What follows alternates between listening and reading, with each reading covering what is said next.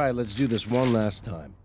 Welcome back everyone, it's Charlie. This is going to be my new Spider-Man video for the mystery movie that Sony just announced is coming out October 2021. So if you're new to the channel, be sure to subscribe to get all the Spider-Man videos. We're doing a movie ticket giveaway too. All you have to do to enter is be a subscriber and leave your best theory about what the mystery movie is on the video.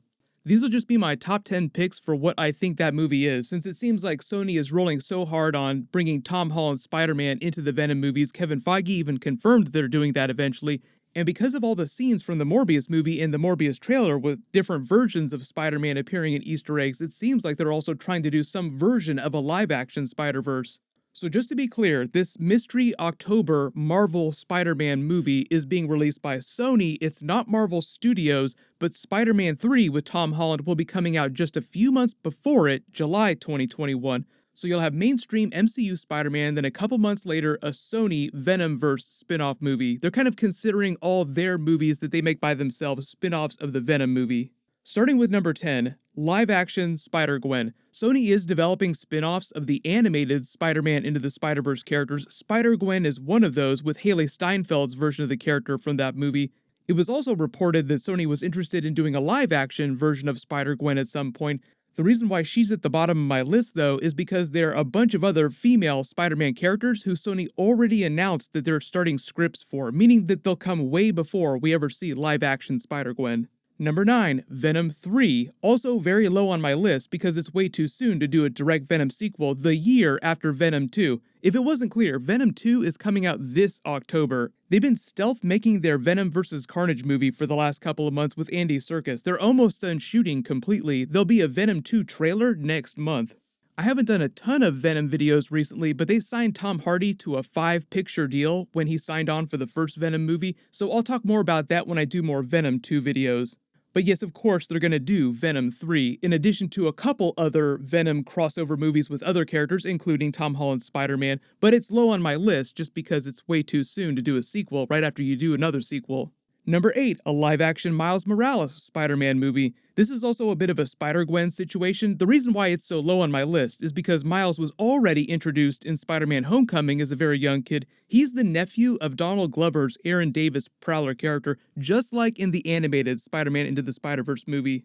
And right now, I don't think that Sony wants to do him as a character while Tom Holland's Spider-Man is still in the middle of building up to a big Venom Maximum Carnage crossover story and a Sinister Six team-up movie. And since Marvel introduced him in the MCU first, Miles would probably show up in the MCU before he showed up in a Sony movie. But I think there's some weird rules about what Marvel is allowed to do with the character and what Sony is allowed to do with the character. Number 7, live-action Spider-Man Into the Spider-Verse. They definitely seem like they're teasing alternate versions of Spider-Man from the multiverse with all these Tobey Maguire Spider-Man Easter eggs in the Morbius trailer and on the set of the Morbius movie where the scene was happening the other day.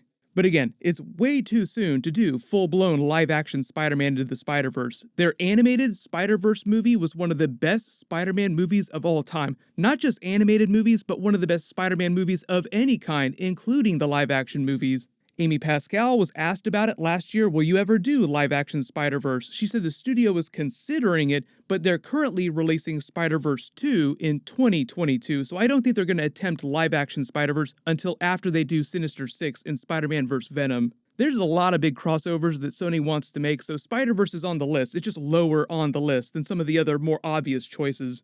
Number 6, there's that Madam Web movie that Sony announced last year. They said that they were making it, so obviously it's going to happen at some point. The way that Kevin Feige spoke about Tom Holland's MCU Spider-Man crossing over into Sony's Venom cinematic universe made it sound like he'd be traversing the Spider-Verse in the same way that the animated characters did during the Spider-Verse movie. And multiverse travel has to make sense on some level, and that means that either Doctor Strange opens a portal for MCU Spider-Man to cross over, or someone creates a live-action version of that multiverse machine the Kingpin made during the animated Spider-Verse movie, or as they did during the Spider-Man comics in the 90s animated Spider-Man cartoon series, Madam Web has the ability to travel the multiverse, or the Spider-Verse as you call it, and she's responsible for Tom Holland MCU Spider-Man winding up inside the Venom movies.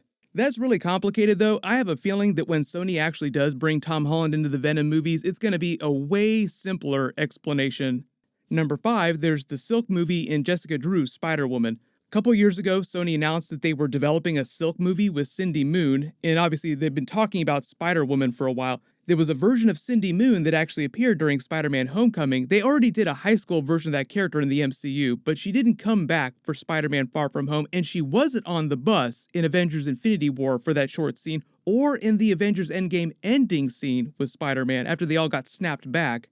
So whenever Silk eventually shows up, she'll probably be a totally different actor, someone who's a little bit older. And the reason why this is lower on my list is because there are a couple other way more popular female Spider-Man characters that Sony is making movies for that I think that they'll do first. Jessica Drew's Spider-Woman is also one of those weird characters that Marvel has partial rights to. They can do Jessica Drew as a secret agent, but they can't do her as Spider-Woman, and Sony can do her as Spider-Woman, so it's kind of a question as to who's gonna get that character first. Number 4, a Sinister Six movie. Amy Pascal pretty much said flat out last year that they're doing a Sinister Six movie involving some of the MCU Spider-Man villains. We just saw Vulture show up in the Morbius trailer. That all kind of makes it sound like Marvel and Sony are going to collaborate again for a Tom Holland Sinister Six movie. The reason why this isn't number 1 though, even though they said that they're making a Sinister Six movie, is because the October mystery movie that we're talking about in this video is just going to be Sony, not MCU.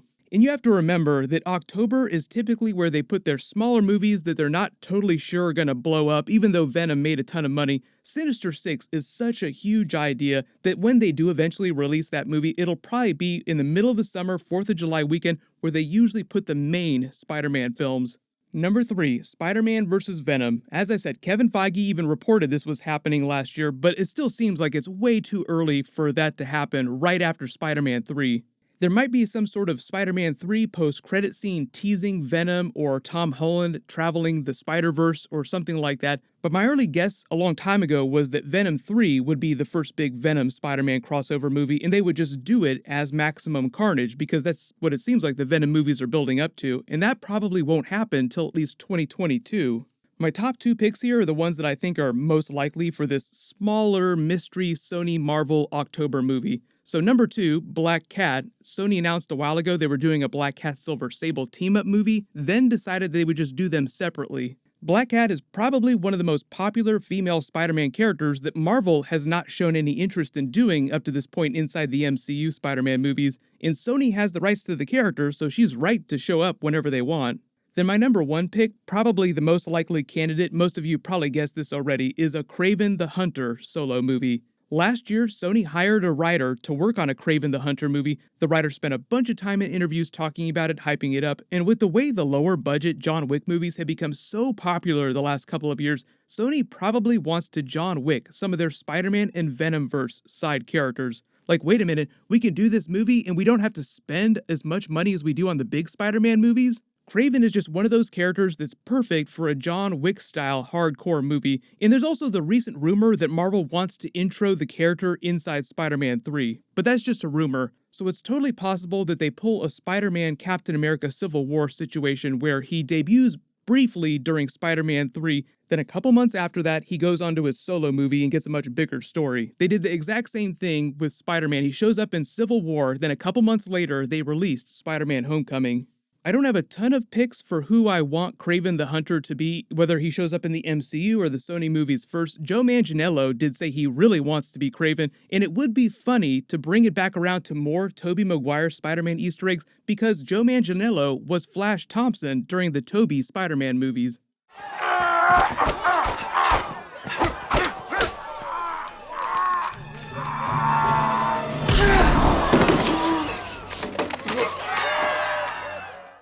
So everyone, post your theory for what you think this mystery Sony Marvel movie is going to be. They'll start shooting Spider-Man 3 with Tom Holland this summer, around the time Morbius comes out in theaters, and the Venom 2 trailer will probably be released in March next month. It'll be really interesting to see if Sony does the same thing that they did with the Morbius trailer and put a whole bunch of Spider-Man Easter eggs and references in Venom 2 trailer scenes. Congratulations, Cameron Morris, you're the giveaway winner from my last big Venom Morbius video. Please email me on the About page of my channel so I can get your contact details. Everyone click here to watch that new Avengers Infinity Saga deleted scene with Thor, and click here for that new Spider-Man scene that was happening inside the Morbius movie in Venom 2.